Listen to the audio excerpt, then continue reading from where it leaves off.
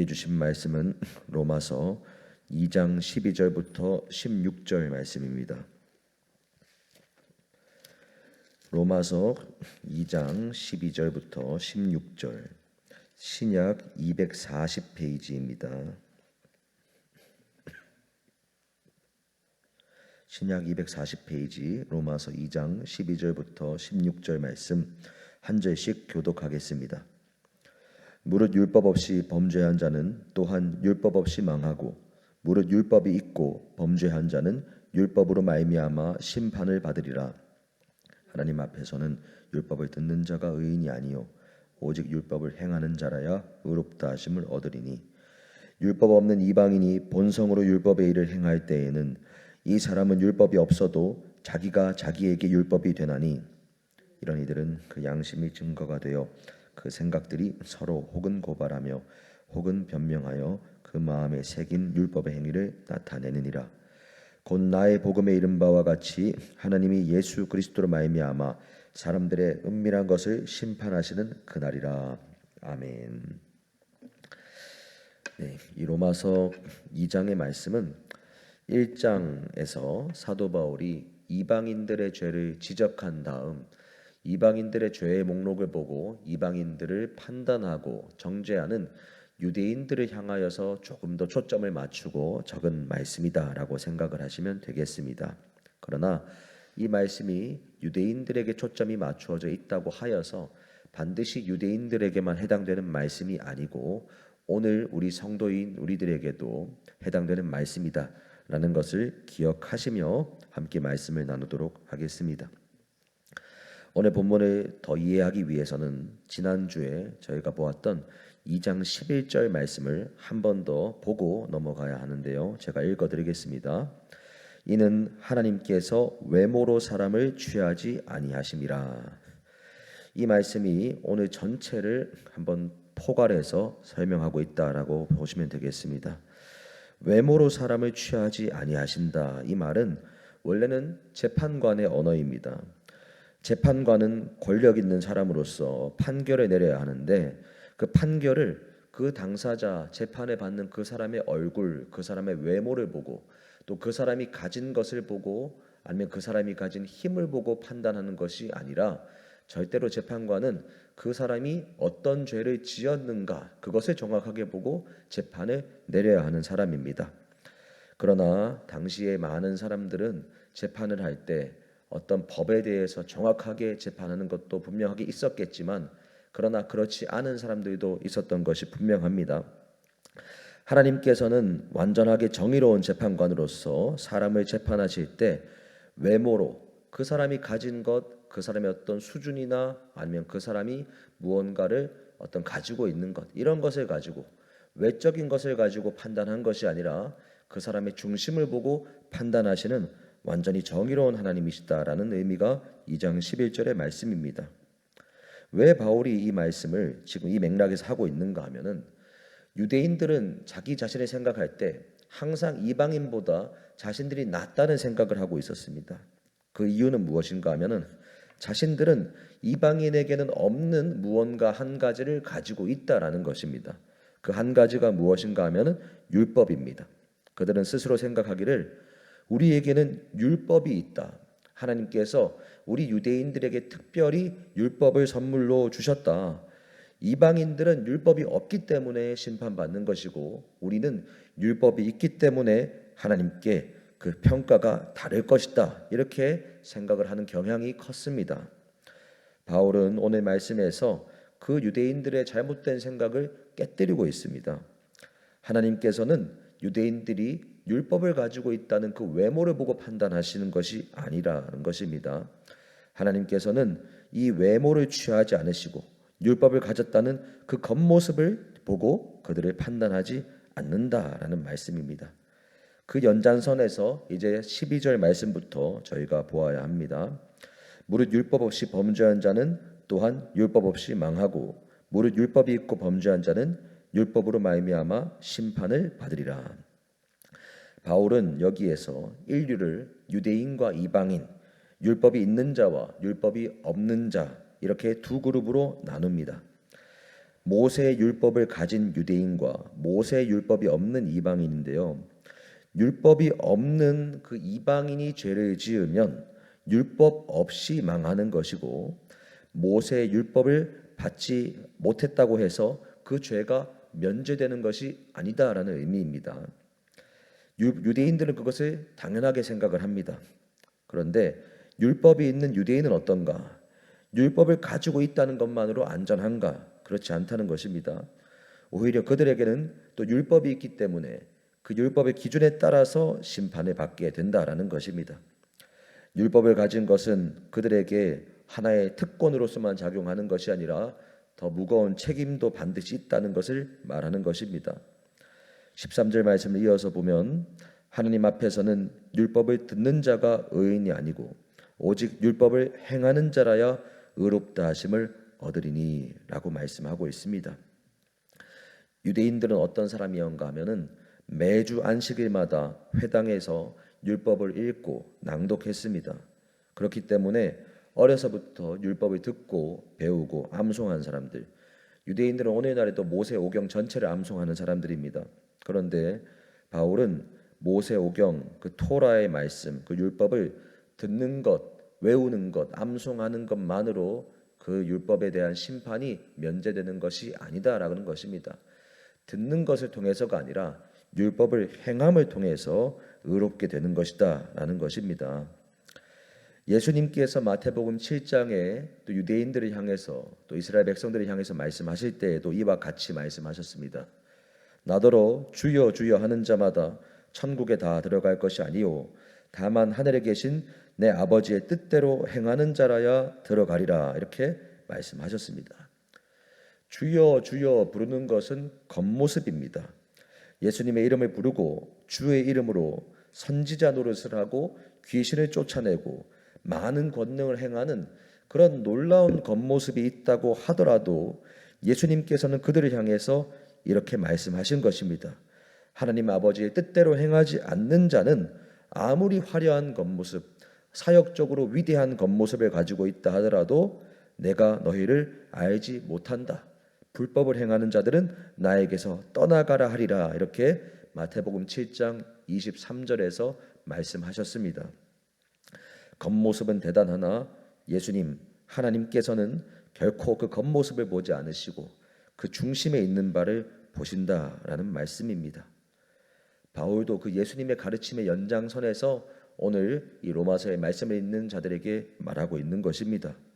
듣는 것, 내가 말하는 것, 내가 가진 것이 아니라 그 말씀에 따라 행하는 것, 그리고 그 행함의 깊은 마음의 중심, 그 동기가 무엇이 있느냐, 그것이 바로 주님 앞에 의롭다 평가받는 기준이다라는 것입니다.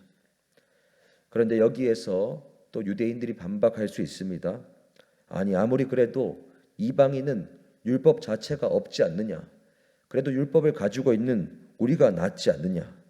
그러나 14절 15절에서 바울은 그 말을 반박을 합니다. 미리 차단합니다. 율법 없는 이방인이 본성으로 율법의 일을 행할 때에는 이 사람은 율법이 없어도 자기가 자기에게 율법이 된다. 이런 이들은 그 양심이 증거가 되어서 그 생각들이 서로 고발하기도 하고 변명하기도 하면서 마음에 새겨진 율법의 행위를 나타낸다. 이 말씀이 어떤 의미입니까? 율법이 없다고 해서 모세의 율법은 없지만 이방인들의 마음에는 하나님이 주신 자연적인 율법이 마음에 존재한다라는 것입니다. 그들의 양심이 작동하기 때문에 그들의 양심이 그들이 하나님께서 주신 그 자연적인 법 앞에 양심적으로 행했는가 아니면 그렇지 않았는가를 다 평가받기 때문에 율법 없는 이방인이라고 하여서 율법으로부터 완전히 멀어진 존재가 아니라 본성으로 율법의 일을 행할 때가 있기 때문에 너희 유대인들이 모세의 율법을 가졌다고 해서 그런 겉모습을 가지고 있다 해서 너희들이 이방인보다 더 그저 탁월한 존재, 의로운 존재가 아니다라는 것을 바울은 계속해서 말하고 있는 것입니다. 그리고 이것은 특별히 바울이 이방인만, 이들은 율법 없어도 이렇게 잘하는 사람들이다, 율법 없이 양심을 따라서 행하는 것으로 충분하다, 이런 식으로 칭찬하려는 것도 아니고, 그리고 오늘날 이 말씀을 또 호도하여서 이 말씀을 예수 그리스도를 몰라도 양심으로 행하는 사람들은 이미 충분히 구원받을 자격이 있다. 이런 식으로 잘못 해석해서도 결코 안 됩니다. 이 말은 율법이 없는 사람도 본성으로 율법의 일을 행할 수 있기 때문에 율법을 가졌다는 것, 유대인으로서 율법을 가졌다는 것 자체만으로 결코 자랑할 수 없다라는 것을 강조하기 위한 말씀입니다.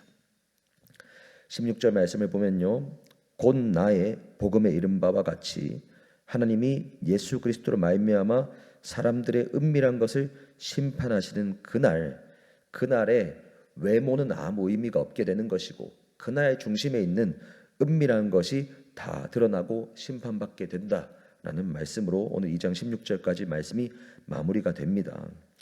철저하게 하나님께서는 외모, 겉으로 드러나는 것을 보고 이 사람은 훌륭하다, 이 사람은 못하다라고 평가하는 것이 아니라 철저하게 그 마음의 중심에 무엇이 동기가 되어 있고 그 마음의 중심에 무엇이 있는가가 중요함을 끊임없이 말씀하고 있습니다.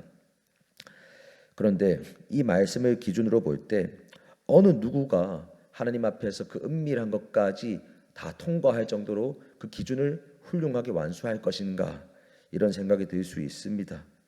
그리고 이것이 때로는 우리에게 두려움을 줄 수 있습니다.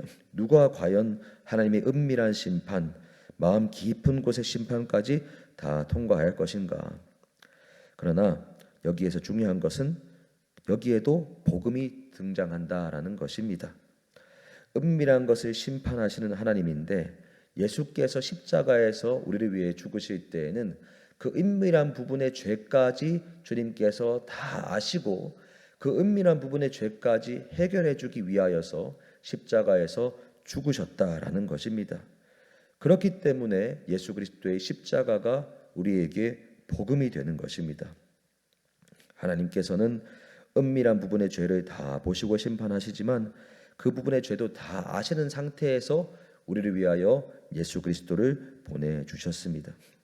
사랑하는 여러분, 오늘 본문은 유대인의 율법적인 자만, 그 교만을 깨뜨리는 것을 넘어서 오늘 우리들에게도 중요한 사실을 하나 알려주고 있습니다. 우리들도 오늘날 신앙생활을 할 때 유대인들은 율법을 붙잡고 신앙생활을 했는 것처럼 오늘 우리들도 마음의 중심으로부터 나오는 그 하나님을 향한 그 사랑과 그 순종이 아니라 다른 외모적인 무언가를 붙들고 생활하고 있지는 않은가를 점검해야 한다라는 말씀입니다. 유대인이 아니고 유대인이 율법을 붙잡고 있지 않다고 하더라도 우리들도 우리가 가지고 있는 겉모습을 충분히 의지할 수 있습니다. 내가 교회에 열심히 다니고 있다. 내가 집사다, 권사다, 장로다, 목사다. 내가 헌금을 이만큼 한다. 내가 새벽 예배를 일주일에 몇 번에 나온다. 이것들이 내 마음의 중심 없이 내 종교적인 열심만 가지고 나의 외모적인 열심이 될 수 있습니다. 이것은 유대인들이 율법을 가지고 나는 율법을 가지고 있으니 더 선하다라고 말한 것과 똑같습니다. 나는 기도 시간을 그래도 몇 번 더 했고 예배를 몇 번 더 참여했고 헌금을 몇 번 더 했고 나는 심지어 목사니까 나는 더 의롭다라고 생각하는 것은 결코 옳지 않다는 것입니다. 하나님은 결코 그 겉모습을 보시는 하나님이 아니라 그 안에 있는 은밀한 부분, 중심을 보는 하나님이십니다.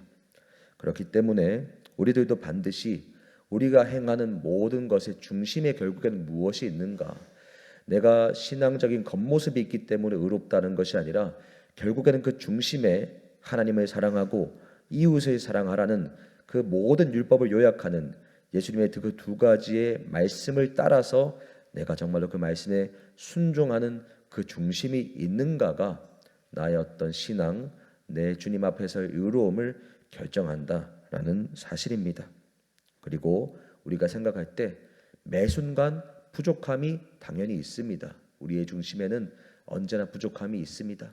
그러나 그 부족함을 우리가 또 인간이기 때문에 어쩔 수 없다 합리화하고 넘어가서도 결코 안 되는 것이고, 또 이 부족함 때문에 지레 포기해서도 안 됩니다.